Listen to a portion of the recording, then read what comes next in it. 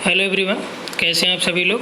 अब तक आपने 4 लेक्चर देख लिया है जो आपका ये पेड कोर्स चल रहा है यूजीसी नेट पेपर 1 का। ठीक, और इसमें हमने अब तक 4 लेक्चरों में आपका जो ध्वनि प्रदूषण वगैरह थे उसको कंप्लीट किया, प्राकृतिक ऊर्जा के स्रोतों को देखा गया, ठीक, और ई अपशिष्ट को देखा गया। और अब इस वाले पार्ट में यानी कि लेक्चर नंबर 5 में इसमें हम लोग देखेंगे जो आपका कल हमने बात किया था कि अपशिष्ट में कल काफ़ी लंबा वीडियो हो जाता तो इस वजह से हमने रोक रखा था। ठीक, तो इसमें हमने ठोस को देखेंगे हम लोग, ठोस अपशिष्ट को, तरल को, बायोमेडिकल को। ठीक, ठोस के अंतर्गत जो आपका ये तरल है यानी कि जो लिक्विड है, जैसे आपका घरेलू क्षेत्रों से या घरों में आप जो है अपशिष्ट का यूज करते हैं।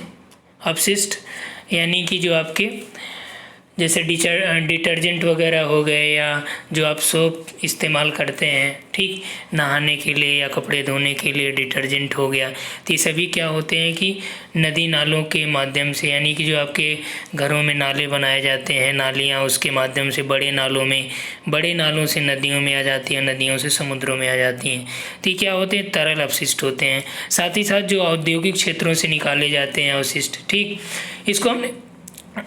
इसको हमने प्रदूषण में आपका कराया है, जल प्रदूषण। ठीक, तो जल प्रदूषण का जो यूट्यूब पे वीडियो वो सभी के लिए ओपन था, ठीक, लेकिन यहाँ पे जो स्पेशली आप लोगों के लिए बनाए जा रहे हैं तो जल प्रदूषण का वहाँ से आप लोग देख लीजिएगा, नोट्स में मैं ये मेंशन किया हूँ। ठीक, बायोमेडिकल की बात कर लें तो बायोमेडिकल जो होता है ये आपका जैसे जो मेडिकल फील्ड में यूज होते हैं जो भी मटेरियल, मान लीजिए जो वहाँ पे सिरिंजी वगैरह जो होती है यानी कि, और बॉटल वगैरह जो यूज होते हैं, ये सभी आपका जो बायोमेडिकल के डिग्रेडेबल हैं या जो बायोमेडिकल के अपशिष्ट हैं ये सभी आते हैं। ठीक, उसमें जो आपका प्राथमिक उपचार किए जाते हैं उसमें ढेर सारे मटेरियल, वेस्ट मटेरियल निकलते हैं। ठीक, तो ये सभी बायोमेडिकल क्षेत्र के मटेरियल होते हैं।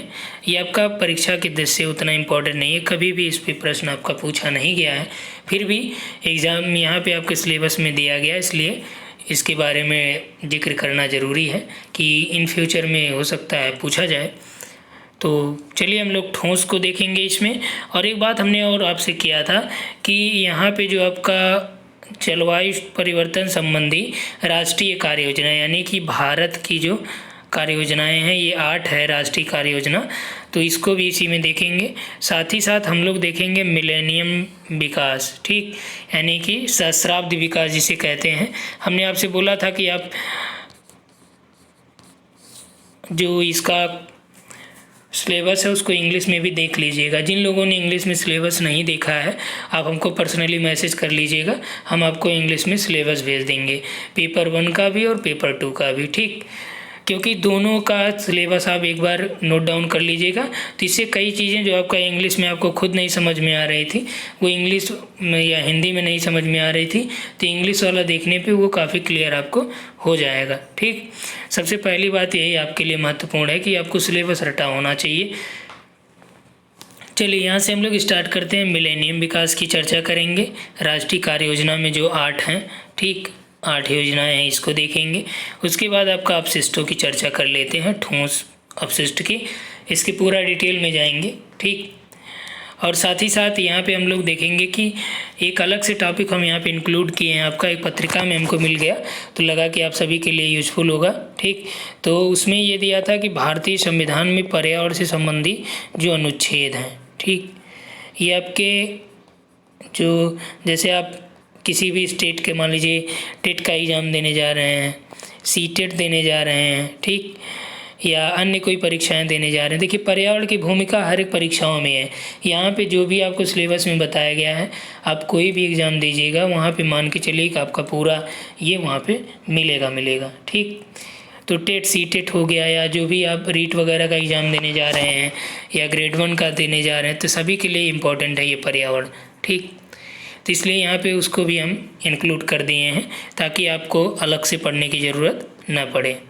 तो यहाँ पे देखिए कि जो जलवायु परिवर्तन पे 8 कार्य योजनाएं हैं, ये आपका प्रश्न जून जून वाले पेपर में भी पूछा था 10 सेट जो होता है, अब जब से ऑनलाइन हुआ है तो जून में आपका लगभग 3 सेट में यही सेम प्रश्न पूछा था कि कौन सा जो है राष्ट्रीय परियोजना का, जो राष्ट्रीय जलवायु परिवर्तन परियोजना है उसका भाग नहीं है। तो ध्यान रखिएगा, इसके 8 राष्ट्रीय मिशन हैं जलवायु परिवर्तन पर। अब कौन कौन से हैं ये भी देख लीजिए, अभी आगे डिटेल हम इसको बताएंगे। नेशनल सोलर मिशन यानी राष्ट्रीय सौर मिशन, राष्ट्रीय संवर्धित ऊर्जा दक्षता मिशन, ठीक, राष्ट्रीय सतत पर्यावास मिशन यानी कि सस्टेनेबल हैबिटेट, राष्ट्रीय जल मिशन नेशनल वाटर मिशन, राष्ट्रीय हिमालयी पारितंत्र परिरक्षण मिशन, राष्ट्रीय हरित भारत मिशन यानी national mission for green India, सतत कृषि मिशन यानी national mission for sustainable agriculture, और अगला है आपका राष्ट्रीय जलवायु परिवर्तक रणनीतिक ज्ञान mission, national mission for on strategic knowledge for climate change. ठीक, आगे डिटेल्ड में दिया गया है सभी का। अब ये कब से चालू हुआ ये भी देखते हुए चलते हैं। ये आपका चालू हुआ था 2008 में, जून 2008 में। ठीक, भारत सरकार ने राष्ट्रीय जलवायु परिवर्तन कार्य योजना की घोषणा की थी और इसके तहत जो है 8 मिशन क्रियान्वयन किए गए।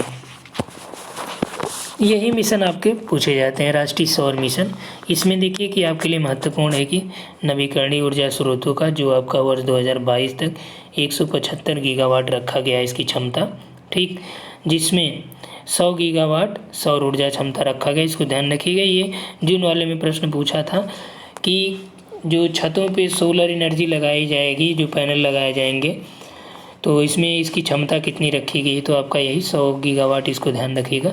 175 में 100 अकेले इसी के पास है। नेक्स्ट है राष्ट्रीय वर्धित ऊर्जा दक्षता मिशन। तो इसका उद्देश्य ये था कि ऊर्जा दक्षता के लिए बाजार को मजबूत करना, ठीक, और इसके अधीन भी 4 पहलें की गई थी। एक पहल थी परफॉर्म, सचीव एंड ट्रेड यानी PAT, perform, achieve and trade. दूसरा था ऊर्जा दक्षता वित्तीयन मंच यानी कि EEEF, ऊर्जा दक्षता के लिए बाजार परिवर्तन MTEE, और ऊर्जा कुशल आर्थिक विकास फ्रेमवर्क यानी कि FEED। राष्ट्रीय सतत पर्यावास मिशन, तीसरा जो मिशन था इसके अंतर्गत राष्ट्रीय सतत पर्यावास मिशन रहा है। इसमें क्या था कि केंद्रीय आवास या शहरी मामलों के मंत्रालय के तहत योजना, ये भी याद रखिएगा किस मंत्रालय की योजना है, तो ये आपका विद्युत मंत्रालय की है। सतत पर्यावास मिशन ये आपका केंद्रीय आवास शहरी विकास मंत्रालय की है। इस मिशन का उद्देश्य मकानों में ऊर्जा दक्षता सुधार, ठोस अपशिष्टों के प्रबंधन और सार्वजनिक परिवहन की ओर उन्मुखता, ठीक। राष्ट्रीय जल मिशन ये आपका जल मंत्रालय के तहत था। इसमें जल संरक्षण और पानी बर्बादी रोकना इसका उद्देश्य सुनिश्चित किया गया था और इसमें किया गया कि 20% सुधार का लक्ष्य रखा जाए। नेक्स्ट है राष्ट्रीय ग्रीन इंडिया। जो ग्रीन इंडिया मिशन था 2014 में प्रारंभ किया गया और इसका उद्देश्य वन या गैर वन वाली भूमि पर 50 लाख हेक्टेयर के वनों पेड़ों को बढ़ाना तथा अन्य 50 लाख हेक्टेयर जैसे कुल 10 लाख वन क्षेत्र की गुणवत्ता को सुधारना है। जैव विविधता, हाइड्रोलॉजिकल सेवाएं, कार्बन में कमी आदि जो है या पारितंत्र पर निर्भरता, वनों पर निर्भर रहने वाले लगभग 30 लाख परिवारों की कमाई को बढ़ाना था और 2020 तक लगभग 50 से 60% टन यहाँ पे CO2 की कटौती भी करनी थी। अगला है छठा जो सतत हिमालय पारितंत्र राष्ट्रीय मिशन। ये आपका केंद्र सरकार ने हिमालय पारितंत्र को बचाने के लिए किया था 28 फरवरी 2014 को। इसके तहत हिमालय क्षेत्र में जो ग्लेशियर है उसको बचाया जाए और विभिन्न जो गतिविधियां हैं या प्राकृतिक आपदाएं हैं, प्रबंधन है, ठीक, तो जैव विविधता को बचाने के लिए, उसकी सुरक्षा के लिए, ठीक, इस मिशन को लागू किया गया था। और इसके तहत जो हिमालय क्षेत्र में रहने वाले जीव हैं या मानव हैं, ठीक, समुदाय है, तो उसको भी जलवायु परिवर्तन के प्रभाव से बचाया जाए, ठीक। इस अभियान के तहत आपका जम्मू कश्मीर, हिमाचल प्रदेश, उत्तराखंड, सिक्किम, अरुणाचल, नागालैंड, मणिपुर, मिजोरम, त्रिपुरा और मेघालय जैसे जो पर्वतीय क्षेत्र हैं, ठीक, साथ ही साथ असम और पश्चिम बंगाल में भी इसको शामिल किए गए थे। राष्ट्रीय सतत कृषि मिशन नेक्स्ट है 7वां और यह मिशन आपका 2014-15 से संचालन में है। इसका उद्देश्य कृषि को और अधिक उत्पादक या सतत बनाना, ठीक। और इसके घटक के रूप में ऑन फार्म वाटर मैनेजमेंट की शुरुआत भी की गई थी। जल परिवर्तन के लिए रणनीतिक ज्ञान पर राष्ट्रीय मिशन, ठीक। अगला है, तो इसमें क्या है कि इस मिशन के तहत शोध और तकनीकी को वैश्विक स्तर पर सहयोग देना और जलवायु परिवर्तन के विभिन्न पहलुओं पे जो उच्च गुणवत्ता के केंद्रीय शोध संस्थान का वित्तीयन भी करना इसका मिशन का लक्ष्य रखा गया था, ठीक। अगला आपका MDG है, यानी कि मिलेनियम डेवलपमेंट गोल। ये आपका यूएनओ के द्वारा सन 2000 में इसकी स्वीकृति दी गई थी, लेकिन जो आपका लक्ष्यों का निर्धारण किया गया था ये 1990 को बेसिक ईयर मान के किया गया था, ठीक। अब तक काफ़ी इस पे प्रश्न आ चुके हैं, ये भी आप याद रखिएगा। संभावना है 1990 पूछा जाए कि आधार वर्ष कब रखा गया था MDG का, तो 1990 ध्यान रखिएगा, ठीक। ये लक्ष्य सन 2000 से लेकर 2015 तक ही ये कार्यान्वयन में थे, यानी 15 वर्षों के लिए ये चालू किए गए थे। और इसी के बाद आपका आया था सतत विकास, ठीक। सतत विकास का जो कॉन्सेप्ट आया ये आपका 2015 के बाद आया है, यानी कि 2016 से 2030 तक इसके लक्ष्य चलेंगे, ठीक। हालांकि इसकी संकल्पना बहुत पहले से ही आ गई थी, सतत विकास या सस्टेनेबल डेवलपमेंट की। सहस्राब्दी विकास के 8 लक्ष्य हैं, ठीक। ये आपके प्रश्न पूछे गए हैं UGC में। पहला लक्ष्य है, ये भी याद रखिएगा लक्ष्यों को भी, किस पे कौन सा नंबर है। भुखमरी व गरीबी को समाप्त करना इसमें प्राथमिकता है। सार्वभौमिक प्राथमिक शिक्षा प्रदान करना, लैंगिक समानता को बढ़ावा देना और महिलाओं को और सशक्त बनाना, बाल मृत्यु दर में कमी लाना। क्योंकि यहाँ पे जो प्रश्न पूछेगा उसमें ये पूछा था कि निम्न में से कौन सा MDG लक्ष्य में शामिल नहीं है।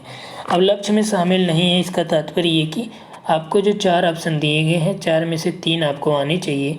3 तभी आएगा जब ये 8 लक्ष्य आपको याद रहेंगे, ठीक। नेक्स्ट है मातृत्व स्वास्थ्य सुधार लाना और मातृ मृत्यु दर में कमी करना। HIV एड्स मलेरिया अन्य जो संचारी रोग हैं उसके प्रति प्रतिरक्षा उत्पन्न करना, पर्यावरणीय सततता सुनिश्चित करना, विकास हेतु वैश्विक सहयोग व साझेदारी का विकास करना, ठीक। ये आपके 8 लक्ष्य रहे हैं, ये MDG के सहस्राब्दी विकास लक्ष्य या मिलेनियम डेवलपमेंट गोल रहे हैं, ठीक। इसको आपको याद रखना है। यहाँ पे जो प्रश्न अभी पूछे गए थे जून में वो ये पूछे थे, ठीक। दिसंबर में भी इससे प्रश्न आए हैं कई सेटों में। नेक्स्ट हम लोग आते हैं अब टॉपिक पे ठोस अपशिष्ट प्रदूषण। ये भी काफ़ी इम्पोर्टेंट टॉपिक है, ठीक। हालांकि इससे प्रश्न नहीं पूछा गया है, लेकिन महत्वपूर्ण इसलिए है कि आपका फर्स्ट जो सेकंड पेपर ज्योग्राफी है उसमें भी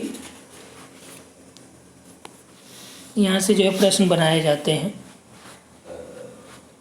ठीक। ठोस अपशिष्ट या सॉलिड वेस्ट पॉल्यूशन। तो सबसे पहले हम लोग जानते हैं कि सॉलिड वेस्ट पॉल्यूशन क्या होता है, वेस्ट पॉल्यूशन क्या होता है। सॉलिड यानी कि ठोस, ठीक। तो जो आपके पॉल्यूशन होते हैं उसमें जो ठोस पदार्थ होते हैं, जैसे मान लीजिए कांच हो गया, शीशा हो गया, ठीक, जो उपयोग के बाद इनका कोई मतलब नहीं रह जाता। जैसे मान लीजिए आपके पास कांच का कोई बॉटल है या उसमें कांच की कोई कुछ चीज़ें आपने लिया है, अब वो चीज़ें ख़त्म हो गई तो उसका आप यूज नहीं करेंगे ना। जो प्लास्टिक का मान लीजिए डिब्बा हो गया, कांच का बॉटल हो गया, तो उसे आप कहीं फेंकेंगे, तो ये आपका ठोस अपशिष्ट के अंतर्गत शामिल किए जाते हैं, ठीक। और ये आसानी से आप खुद जानते हैं कि ये आसानी से ख़त्म नहीं होते, यानी कि ये डिग्रेडेबल नहीं होते हैं आसानी से। डिग्रेडेबल का मतलब ये हो गया, बायोडिग्रेडेबल का मतलब कि जैसे जो डिकम्पोज ही नहीं हो पाते, यानी सड़ गल नहीं पाते हैं। शीशे को तो आप सड़ा नहीं सकते ना, बॉटल या डिब्बा, ठीक। भले ये सभी पुराने हो जाते हैं धीरे धीरे, लेकिन ये सड़ते नहीं हैं, ये डिकम्पोज भी नहीं होते हैं। तो इसको ध्यान रखिएगा। प्रश्न पूछा गया है कि निम्न में कौन सा बायोडिग्रेडेबल है, ठीक, सॉरी बायोडिग्रेडेबल नहीं है पूछा गया था। तो यहाँ पे आपका जो ठोस अपशिष्ट है ये बायोडिग्रेडेबल नहीं होते, डिकम्पोज नहीं होते, ठीक। ये जो अपने यहाँ एक मानसिकता बन गई है उपभोक्तावादी शैली, जीवन शैली के कारण, कि लोग क्या करते हैं, कुछ भी ले आए, यूज किया, फेंक दिया, यानी यूज एंड थ्रो कल्चर जो है विकसित हो गई है, ठीक। अपघटन के आधार पर इसका वर्गीकरण इन रूपों में किया जाता है कि जैव निम्नीकरण और पुनर्चक्रीय, ठीक, पुनर्चक्रणीय यानी कि ये बायोडिग्रेडेबल, ये आपका रिसाइकेलेबल, ये आपका नॉन बायोडिग्रेडेबल। ठीक, आगे हम लोग इसके बारे में देखेंगे। अब कुछ जो अपशिष्ट, ठोस अपशिष्ट हैं, उसके प्रदूषण की क्या वजह है या क्या कारक हैं। एक आपका तीव्र औद्योगिकरण है, ठीक, इसके बारे में आप जानते हैं, कई बार डिस्कस हो चुका है। नगरीकरण भी हो चुका है, इसकी वजह से भी जो आपके ठोस अपशिष्ट निकलते हैं नगरों से, ठीक, जीवन पद्धतियों में लोगों के परिवर्तन की वजह से भी होता है, या जो सरकारी नीतियां हैं उसमें कमी की वजह से होता है। साथ ही साथ जनसंख्या बढ़ोतरी का कारण भी प्रमुख है और लोगों की जागरूकता में कमी रहती है कि इसको क्या करें जो ठोस अपशिष्ट होते हैं। ठीक, अक्सर आप देखते होंगे स्वच्छ भारत अभियान के बाद जो है कूड़े कचरों को भी अलग करने का प्लान किया गया और गीले कचरे के लिए अलग डिब्बा, कूड़े के लिए अलग डिब्बा, कांच वगैरह के लिए आपको एक आध अलग वो सेव करके रखना है। ठीक, नेक्स्ट है ये सभी जो कारक हैं इसके। अब देख लेते हैं प्रकारों की बात करें तो प्रकारों में 4 प्रकार हैं। आपका शहरी अपशिष्ट है, औद्योगिक अपशिष्ट है, कृषि जनित है और व्यावसायिक है। ठीक, शहरी की बात करें तो शहरी में आपका 2 टाइप का होता है, एक आपका डिग्रेडेबल, एक नॉन डिग्रेडेबल। ठीक, डिग्रेडेबल में आपका जो खाद्य पदार्थ हैं, कागज़ हो गया, मानव मल हो गया, ये सभी आपके डिग्रेडेबल के अंतर्गत शामिल होते हैं। जबकि आपका जो नॉन डिग्रेडेबल है, कांच हो गया, प्लास्टिक, पॉलीथीन हो गया, ये सभी आपका नॉन डिग्रेडेबल के अंतर्गत आते हैं। ठीक, औद्योगिक निर्माण की बात करें तो इसमें आपका जो निर्माण उद्योग हो गया, धातु कर्म उद्योग हो गया, इसकी वजह से, खनन प्रक्रिया की वजह से, या कागज़ व लुगदी बनाते समय, ठीक, पेट्रोल उद्योग या फिर वस्त्र उद्योग या रसायन उद्योग, आज सभी की वजह से भी ये सभी आपका जो औद्योगिक रूप से अपशिष्ट हैं। ठीक, कृषि जनित अपशिष्ट में चारा हो गया, गोबर हो गया, भूसा हो गया, घरेलू कचरा हो गया। व्यावसायिक अपशिष्ट में आपका रासायनिक अपशिष्ट हो गया। देखिए यहाँ पे बायोमेडिकल जो अपशिष्ट हैं व्यावसायिक में आ जाते हैं, चिकित्सा अपशिष्ट हो गया। ठीक, तो ये सभी आपके उसके प्रकार हैं अपशिष्टों में और इसको किस तरह से शामिल किया जाना चाहिए। अब इसके प्रभाव की बात करें कि आखिर ठोस की बात हम क्यों करते हैं, क्योंकि ये हमारे ऊपर कुछ न कुछ बैड इफेक्ट भी डालता होगा, इसलिए हम लोग इसका अध्ययन करते हैं। पहला हम लोग जानते हैं कि मानव स्वास्थ्य पर क्या प्रभाव पड़ेगा। तो मानव स्वास्थ्य की बात करें तो त्वचा में संक्रमण होगा, लैंडफिल से त्वचा व आँखों में संक्रमण हो जाएगा। ठीक, भस्मीकरण संचालकों में श्वसन रोग और कैंसर का भी जोखिम रहता है। साथ ही साथ जो दूषित वातावरण की वजह से हैजा, पीलिया, बुखार, डेंगू, ठीक, विभिन्न प्रकार के रोग हो सकते हैं। पर्यावरण पर प्रभाव की बात करें तो पर्यावरण में निक्षालन प्रक्रिया के द्वारा यहाँ पे जो ठोस अपशिष्ट हैं भूजल में को दूषित करेंगे। निक्षालन यानी लीचिंग प्रक्रिया के द्वारा जल क्या होता है, धीरे धीरे रिस के एक संस्तर में फिर इसी तरह से नीचे जाता है तो भूजल को दूषित करता है। वायु, जल और मृदा तीनों का प्रदूषण होता है, आप जानते हैं कि ठोस अपशिष्ट की वजह से। ठीक, और जो अपशिष्ट होते हैं ठोस वाले, ये क्या करते हैं, जहाँ पे सड़ते गलते हैं वहाँ पे आपका सड़ने गलने की वजह से अमोनिया हो गया और मीथेन हो गया, इनका भी सिक्रेशन होता रहता है। ठीक, और इसमें बायो एक्यूमुलेशन भी पाया जाता है, जैव संचयन भी पाया जाता है, यानी कि जो पोषक तत्व हैं या जो आपके तत्व हैं, रासायनिक तत्व हैं, सभी का पौधों या मानव या आदि जीवों के अंदर इनके संचयन भी धीरे धीरे होता रहता है, यानी एक्यूमुलेशन होता रहता है। नेक्स्ट है विभिन्न जीवों व पारितंत्र पर प्रभाव। जो अन्य जीव हैं या पारितंत्र पर क्या प्रभाव पड़ता है, जैसे मान लीजिए आपका पारा हो गया। पारा जब नदी के स्रोत में मिल जाएगा, जल स्रोत में, तो इससे क्या होगा कि वहाँ की मछलियाँ वगैरह मर जाती हैं। ठीक, जल और मृदा प्रदूषण भी इसके द्वारा होता है। साथ ही साथ जल मृदा प्रदूषण जब होगा तो क्या होगा, जैव विविधता में कमी आ जाएगी।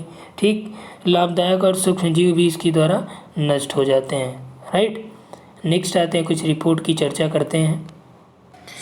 यहाँ पे एक बात आपको ध्यान रखनी है कि जो भी वीडियो यहाँ पे प्रोवाइड कराए जा रहे हैं आप इसको देखिएगा और अपने अकॉर्डिंग सॉल्व भी करिएगा। ठीक, और साथ ही साथ यहाँ पे जो भी वीडियो प्रोवाइड कराए जा रहे हैं, मान लीजिए 30 मिनट के वीडियो हो गए, 45 मिनट का लेक्चर हो गया, या किसी दिन 1 घंटे का भी लेक्चर प्रोवाइड करा दिया जाता है। ठीक, तो यहाँ पे जो डेली बेसिस पे आपको प्रोवाइड कराया जा रहा है, तो हम आपका जो 15 मई ठीक टारगेट करके चल रहे हैं सिलेबस का।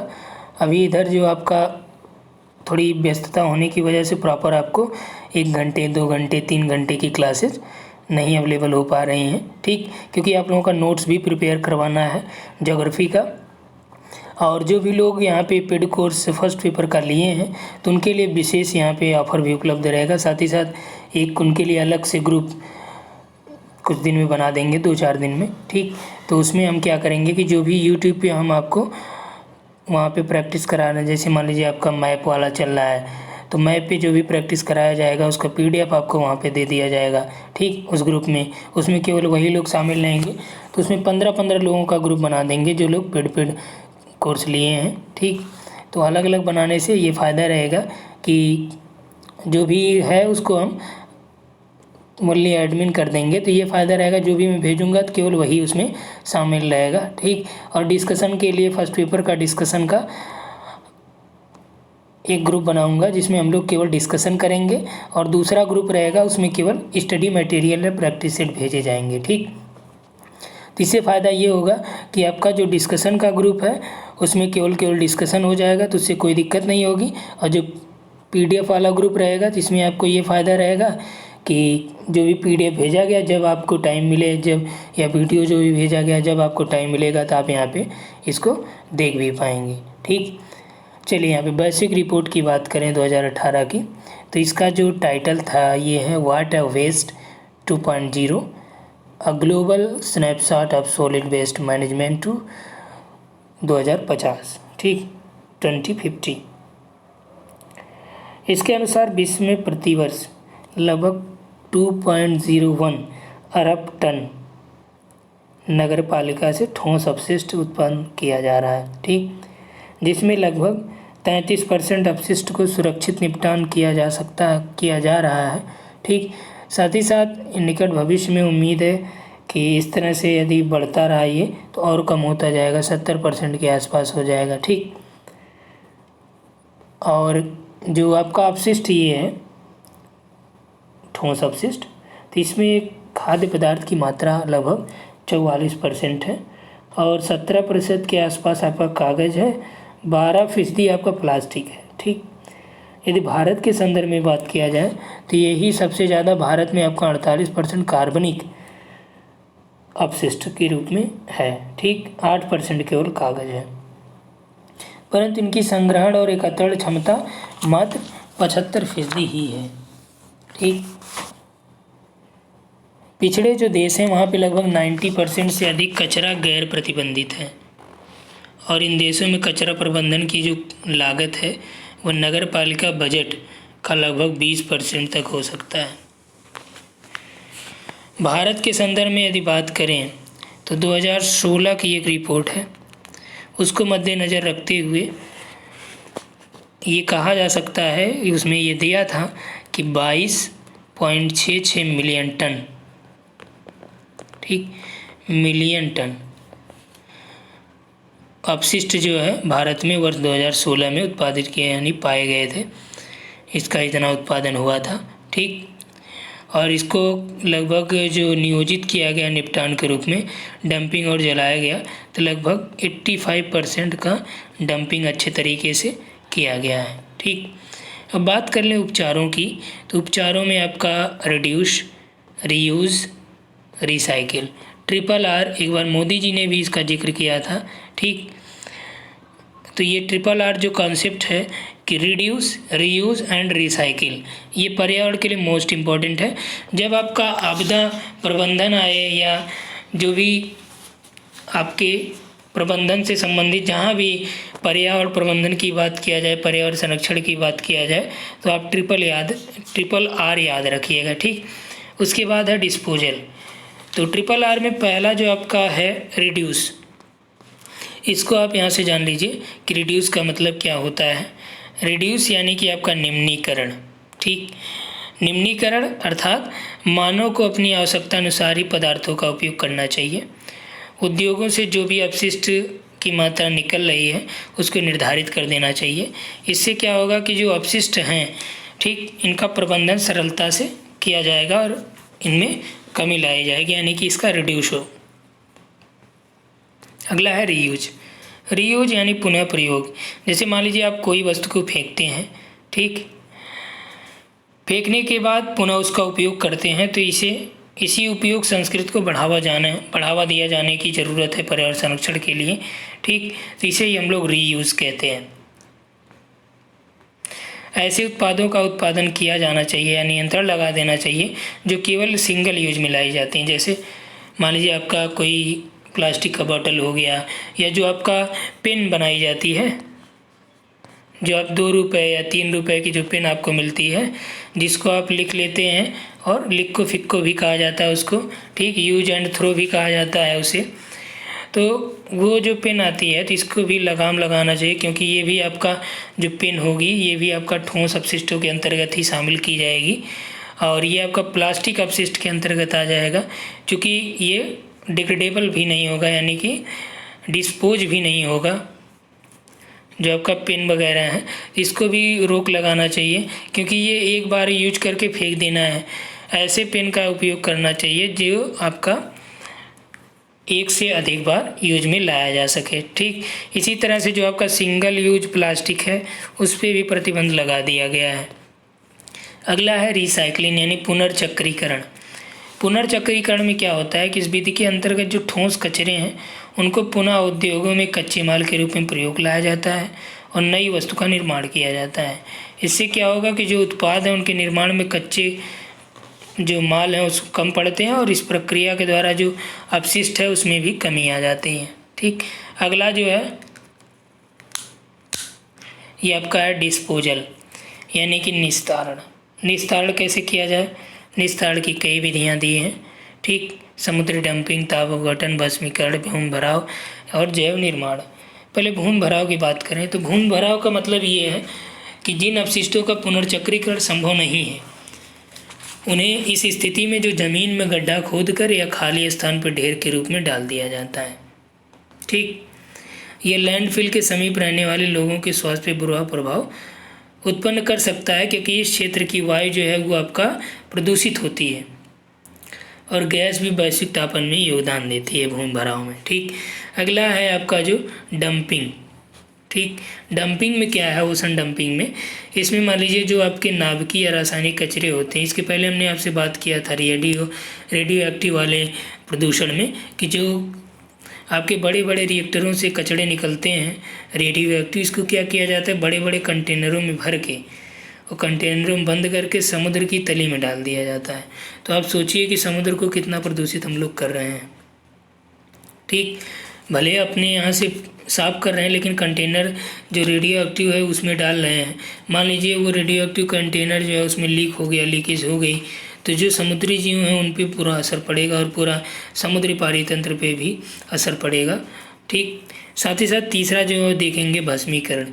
इसमें क्या होता है कि जो ठोस कचरे हैं उसको हाई टेम्परेचर पे ले जाया जाता है। ठीक, और हाई टेम्परेचर पे ले जाके उसे जला दिया जाता है, और उसके बाद जो है जो राख या गैस बचती है उसको विद्युत संयंत्रों में प्रयोग किया जाता है या उर्वरक के रूप में इसका यूज किया जाता है। ठीक, इसे खतरनाक कचरा भी कहा जाता है। और इसी तरह से जो खतरनाक कचरे में आपका जो जैविक चिकित्सा अपशिष्ट है, बायोडिग्रेडेबल अपशिष्ट है, उसका भी निपटान इसी पद्धति में यानी व्यवहारिक पद्धति के रूप में किया जाता है। ठीक, अगला है जो आपका वो है जैव उर्वरक निर्माण।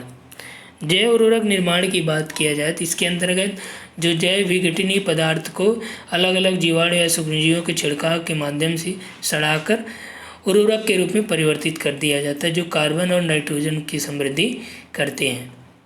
ठीक, लेकिन यह विधि केवल कार्बनिक कचरे के लिए ही प्रयोग में लाई जाती है। अगला है आपका ताप अपघटन विधि या पायरोलिसिस। इसमें क्या होता है कि इस विधि में ऑक्सीजन की अनुपस्थिति में, ठीक, या ऑक्सीजन की नियंत्रित मात्रा में अपशिष्टों को जलाया जाता है, और इस विधि में चारकोल हो गया, एसीटोन हो गया, ईंधन आदि का उत्पादन भी होता है। आगे है कुछ एक्ट दिए गए, अधिनियम दिए गए हैं। नगर पालिका ठोस अपशिष्ट अधिनियम सन 2000। ठीक, नगर पालिका, इसमें लिखा नहीं गया है, ठोस अपशिष्ट अधिनियम 2016। पहली बार इसे 2016 में, यानी नियम 2000 में पहली बार वर्ष 2016 में सुधार किया गया, जिसके अंतर्गत कुछ प्रावधान किए गए थे। क्योंकि ये जो नगर पालिका ठोस अपशिष्ट है, ठीक, नगर पालिका ठोस अपशिष्ट है, इस एक्ट को बनाया गया था सन 2000 में ही, ठीक। संशोधन इसका 2016 में किया गया। संशोधन के बाद कुछ चीज़ें इसमें अलग से जोड़ी गई कि अधिक मात्रा या संस्थानिक जो कचरा उत्पादन है, बाजार हो गया, होटल हो गया, रेस्टोरेंट हो गया, ठीक, अपशिष्टों के लिए छटाई के प्रति ये खुद ही उत्तरदायी हैं। और यही साथ में प्रबंधन साझेदारी के नियम भी बनाए, ठीक। कई स्वयं सहायता समूहों का गठन भी किया गया, पेनाल्टी भी इसमें लगाई जाती है। और इसमें जैसे आपका अधिकार क्षेत्र में इसके रेलवे स्टेशन, हवाई अड्डे, बंदरगाह, नगर निगम, रक्षा प्रतिष्ठान या ईजेड हो गया, ठीक, ये सभी इसके अंतर्गत आते हैं। अगला जो है आपका ठोस अपशिष्ट प्रबंधन अधिनियम सन 2016 में चालू किया गया। निर्माण विध्वंस अपशिष्ट प्रबंधन अधिनियम 2015 का है। बायोमेडिकल वेस्ट मैनेजमेंट एक्ट सन 2016 का है, ठीक। प्लास्टिक कचरा प्रबंधन अधिनियम भी 2016 का ही है, ठीक। अब यहाँ पे देखिए, हमने आपसे बोला था कि जो आपका भारतीय संविधान में पर्यावरण संबंधी प्रावधान है उसको भी देखेंगे। तो पर्यावरण संबंधी प्रावधान मूल अधिकारों से शुरू होता है, मूल कर्तव्यों तक जाता है। मूल अधिकार में बात करें तो इसमें मूल अधिकार यानी प्रत्येक व्यक्ति का अपना एक मूल अधिकार होता है जो भारतीय संविधान द्वारा प्रदत्त किया गया है। यदि उसके मूल अधिकार वायलेट होते हैं तो वो सुप्रीम कोर्ट जा सकता है अपने मूल अधिकारों का संरक्षण पाने के लिए। आर्टिकल 32 में ये डॉक्टर अंबेडकर जी ने इसे संविधान की भी आत्मा की संज्ञा दी थी अनुच्छेद 32 को, क्योंकि ये आपका संवैधानिक उपचारों का अधिकार है, ठीक। तो यहाँ पे देखते हैं कि 19 का 1 का ए जो सेक्शन है, इसमें शांति का अधिकार है, राइट टू पीस जो माना गया है। इसमें ध्वनि प्रदूषण के विरुद्ध एक संवैधानिक प्रावधान है, ठीक। कल वाले वीडियो में जो हमने बताया था, परसों वाले में, उसमें भी ये आपको हम चर्चा किए थे कि जो ध्वनि प्रदूषण है ये आपका जीवन के अधिकार के तहत है और ये शांति का अधिकार भी है, राइट टू पीस भी है। इसके खिलाफ आप जो है कोई भी यदि आप ध्वनि प्रदूषण कर रहा है तो उसके खिलाफ आप FIR दर्ज करा सकते हैं, ठीक। हालांकि कराइएगा मत। और इस समय वैसे भी लॉकडाउन चल रहा है तो बहुत ज़्यादा परेशानी में भी आप पड़ सकते हैं। बहुत ज़्यादा जब हद से बाहर हो तो नॉर्मली जो है बात कर लीजिएगा, ठीक। इसी प्रकार जो उच्चतम न्यायालय ने अनुच्छेद 21 में उल्लेखित प्राण और दैहिक स्वतंत्रता के अधिकार की बात की थी, तो वहाँ पे आपको जीवन रक्षा का अधिकार, स्वास्थ्य अधिकार, स्वच्छ पर्यावरण यानी प्रदूषित रहित जल और वायु में जीने का अधिकार, शोर या प्रदूषण से मुक्ति का अधिकार आदि को इसमें सम्मिलित किया गया है, ठीक। नीति से तत्वों में भी इसका प्रावधान है 48 का ए में। इसमें राज्य पर्यावरण संरक्षण, संवर्धन, वन और वन्यजीवों की रक्षा का प्रयास करेगा, ठीक। मूल कर्तव्य में आपका जो है 51 का क में है, इसमें ये उल्लेख किया गया है कि मौलिक कर्तव्य के अंतर्गत 7वें कर्तव्य के रूप में प्राकृतिक पर्यावरण, जिसके अंतर्गत वन है, झील है, नदी है, वन्यजीव है, सम्मिलित किए जाते हैं, ठीक। इनकी रक्षा करना, संवर्धन करना और प्राणी मात्र के प्रति दया भाव रखना प्रत्येक नागरिक का कर्तव्य है।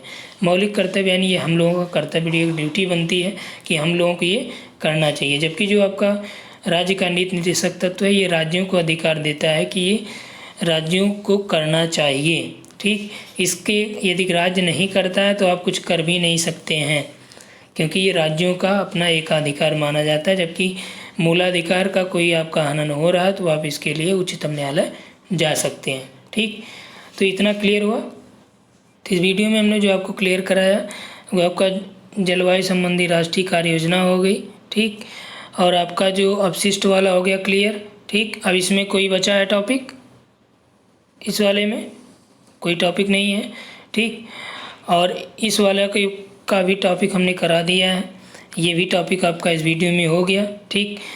और ये भी ये जो आपका मानव स्वास्थ्य पे प्रदूषकों का प्रभाव हो चुका है, लेकिन हम आपको अलग से एक बार और ये बता देंगे या नोट्स में हम आपको ये मेंशन कर देंगे, ठीक, अलग से स्पेशली, क्योंकि ये कई बार यहाँ से प्रश्न पूछे गए हैं इसलिए। और ये भी हमने आपको क्लियर कर दिया है पूरा। वन का बचा था तो वन के आंकड़े हम आपको अलग से देंगे। जो आपका 2019 का आंकड़ा आया है ये दिसंबर में आया था और लेटेस्ट आंकड़ा है, ठीक। इसमें पूरा वनों का आंकड़ा हम आपको दे देंगे वन सर्वेक्षण विभाग का। ठीक, और अंतर्राष्ट्रीय प्रयास और समझौते आपने वीडियो में कराया, ये मैंने नोट्स में भी ये है। मॉन्ट्रियल प्रोटोकॉल, रियो सम्मेलन, ये वाला नहीं कराया, इसको कराना है, जैव विविधता सम्मेलन। ठीक, क्योटो प्रोटोकॉल हो चुका है, पेरिस हो चुका है, अंतर्राष्ट्रीय सौर संधि आपका ऊर्जा के साथ हमने कराया है। ठीक, पहला वीडियो भी ये था पेड कोर्स का।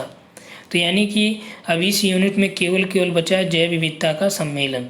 ठीक, और इसमें जो जो एक्स्ट्रा चीज़ें हैं हम देख लेंगे कि प्रीवियस ईयर में और क्या चीज़ें एक्स्ट्रा पूछी गई हैं जो सिलेबस में नहीं है, तो उसके अकॉर्डिंग फिर हम आपको अगले वाले नेक्स्ट डे में वीडियो बना देंगे। नेक्स्ट डे हम कोशिश यही करेंगे जैव विविधता सम्मेलन और मानव स्वास्थ्य पे प्रदूषकों का प्रभाव। ठीक, ये दोनों करा देते हैं तो आपका पूरा ये यूनिट कंप्लीट हो जाएगा। उसके बाद इस यूनिट को आप लोग सॉल्व करिएगा। ठीक, सॉल्व करके फिर एक दिन जो है हम लोग इसका डिस्कशन करेंगे। इसके बाद हम लोग यूनिट 1 टीचिंग वाला चालू करेंगे। ठीक, तो इस वीडियो में इतना ही, धन्यवाद।